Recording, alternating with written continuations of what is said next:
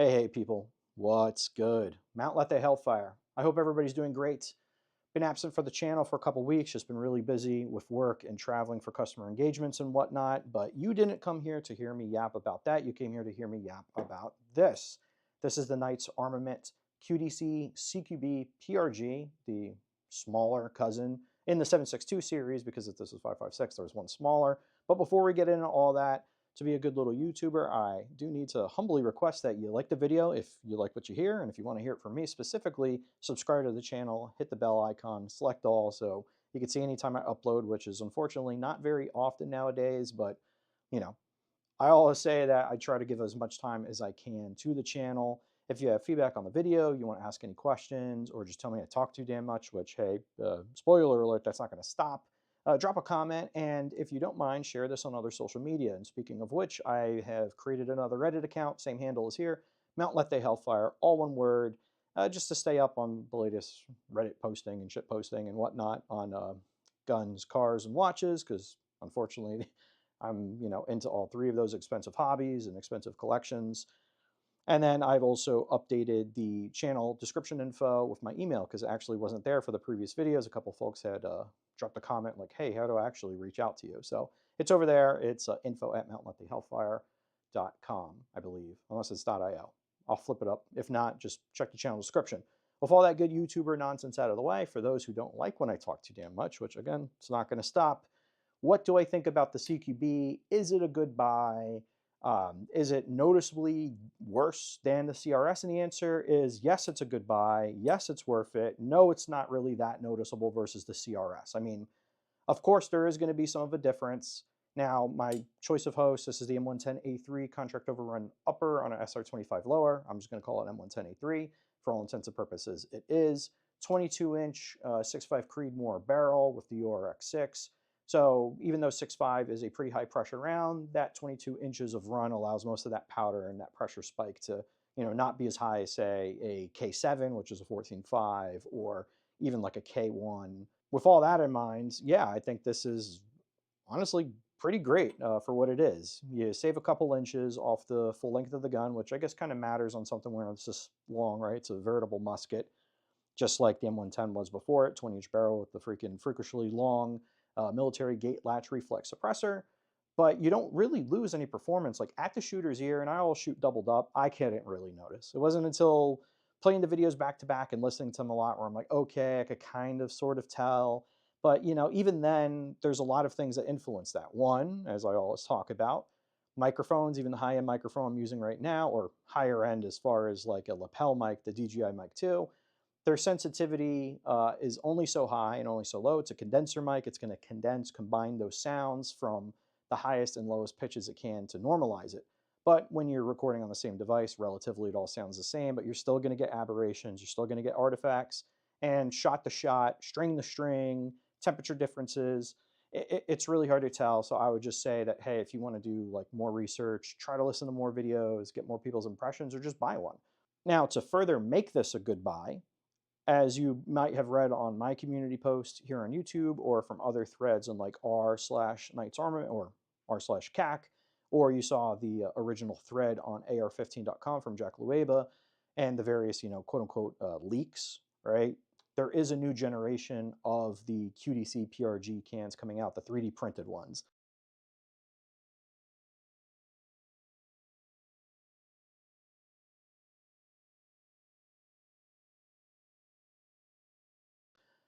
They've reduced the name from the alphabet soup just to CRS2, so that's the only one that's confirmed so far. These old gen, quote unquote, have been reduced to, I think, 1050 and 1100 respectively, because you wouldn't believe it, but for the shorter stuff to actually have the same performance criteria, more engineering and testing and R&D goes into this. So that's why the CQB has always been a little bit more expensive than the CRS.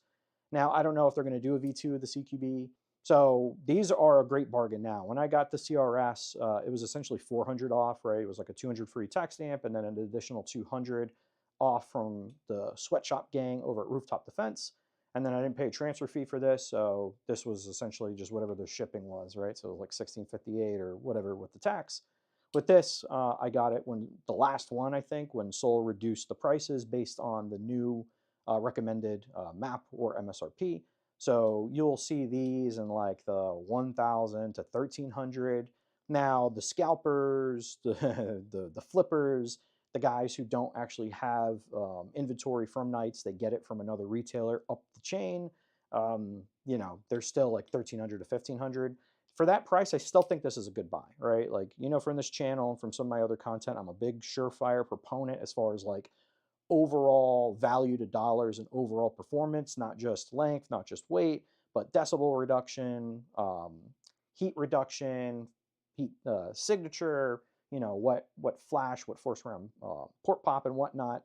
And yeah, Surefire cans are hardly perfect. Yes, there's better singular options out there, right? Like a CAT can might be better than a specific Surefire can or whatnot, but I think Knights now at this new price to remain competitive, and that was their main focus, at least on the quoted videos that I saw from SHOT Show that ended a couple weeks ago. I don't know. We're almost in April. Is, you know, at like, you know, sub 1,200. Like, these are better than Surefires. These are better than almost any other flow through 30 cal can out there. You might say Hux works, but remember, Hux works, you're also stuck with their own mounting solution. So, you know, as far as proprietary mounts, you got Hux, you got Surefire, and you get Knights. Now, the only thing is that Knights, their muzzle devices are hard to find. They're especially hard to find in 5/8, and they don't have a lot of them, right? It's your only options are closed tine, open tine, or muzzle brake. Not that you really need any more than that, but there's nobody who's making adapters for them either, right? There's no like QDC collar sort of attachment, so you could run it with a hub compatible can in case you wanted to have you know, other cans run on your Knights. Like, you have to straight up replace the muzzle device, and that's an issue because it's 3/4 by 28 on the SR25 guns, right? Like, they don't have something like this. This is the B&T adapter for Surefire. Then there's the Surefire, I believe, that Otter Creek makes. All that apping aside, I mean, if the only con really to me is the mounting solution, I still think this is a great price because, I mean, you're getting better on paper decibel reduction, you're getting better on paper off venting, you're getting better off, you know, on paper, and even in my own small experience, right, compared to the Surefire 30 cal cans and compared to B&T and compared to the Putnik. Yeah, I get it. That's not all the 30 cal cans that are out there. There's a lot more 30 cal cans, but a great buy. Now, as far as like the actual experience, like I said, at the shooter's ear, can't really tell a difference. It's nice having the less weight. It's nice having the less length. And you remember, these are designed with not really us in mind. Like, just like I say with the Surefire stuff, especially the RC3, this stuff technically isn't for us, right? As dirty plebs, as dirty civilian taxpayers, right? As Joe Public.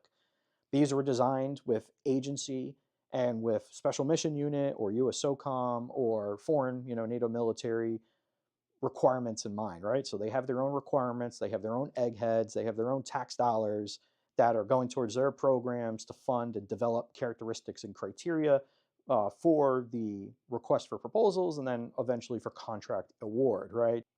When they designed the CQB, it was for the shorter barrel rifles. You know, that's why you don't lose that much performance. But again, sound reduction, especially for a direct action role, really isn't the primary criteria. So as far as like the actual length and whatnot of these guys, get my sleeves out of the way, we're at just a rat's ass over 8 inches overall. And then is this long enough to actually get into the caliper? It's not with the collar all the way down. So this one is just about, you know, 6.5 from like the very, very tip, but like actually here at the base, it's barely over 6. Now, as far as weight is concerned, 656 grams on the CRS, and this has a little bit of leading in it, right? Because I've got a couple hundred through this. This one only has about 50 through it, and we're at 540. So if you tear this, right, you're saving 115 grams, and you're saving about 1.5 inches of overall length. So is that good enough of a selection criteria for you? Does that matter enough? Is it enough of a difference to make a difference, as our dearly departed Mr. Harrell would say? I don't really know. I am going to roll some video, very limited, only 6 shots each, and it was very, very busy at the range. So I'll roll that so you could hear a little bit of the difference yourself, and then you could refer to some of the other shooting videos I had with shittier recording like the actual dedicated review I had on the CRS.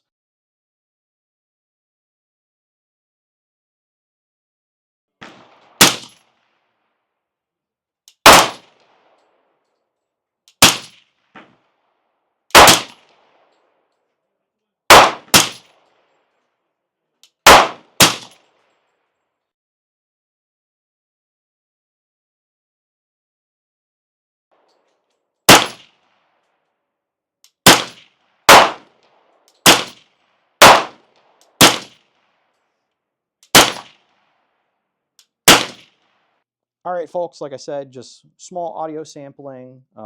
As I get more and more rounds downrange through both of these cans and through the M110A3, I'll be able to develop my opinion accordingly. But I hope you enjoyed this somewhat shorter video, at least shorter for me. Maybe it helps you make a purchase. Maybe it helps you decide not to purchase one. But there are still CQBs and CRSs out there to be had, not just on Gunbroker. With all that out of the way, hope you folks are staying well, staying safe. Remember, eat steaks, lift weights, be a good person, and all that YouTuber outro things that I always mess up. Mount let the hellfire.